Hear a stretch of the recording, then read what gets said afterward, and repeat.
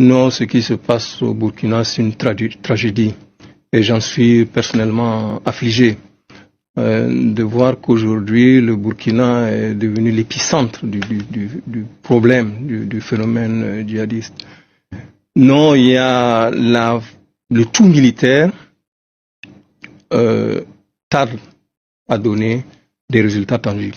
La preuve est que une dizaine d'années après, il n'y a pas de solution de sortie de crise, il n'y a pas de formule pour aller vers une paix durable. Donc, il est nécessaire de changer de stratégie, d'envisager en tout cas la possibilité de rechercher les solutions de paix par le dialogue. Et ça, j'en suis convaincu. Les conséquences sont terribles pour nos populations. Alors, le pire est à venir en fait, si on y prend garde. Si on ne prend pas le taureau par les cornes maintenant, avec une évaluation beaucoup plus sérieuse, beaucoup plus rigoureuse, on risque vraiment d'aller à un chaos presque irréversible.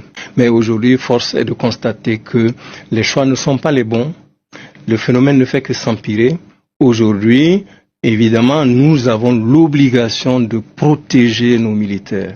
Moscou, malheureusement, ne pourra pas changer la donne. Et rien qu'à voir ce qui se passe, l'actualité récente, où Prigojine a retourné les armes contre son maître. Il y a une situation qui fait que je ne crois pas que les forces Wagner et autres puissent nous être d'une grande utilité. Il nous faut trouver les solutions par nous-mêmes. La situation est vraiment préoccupante.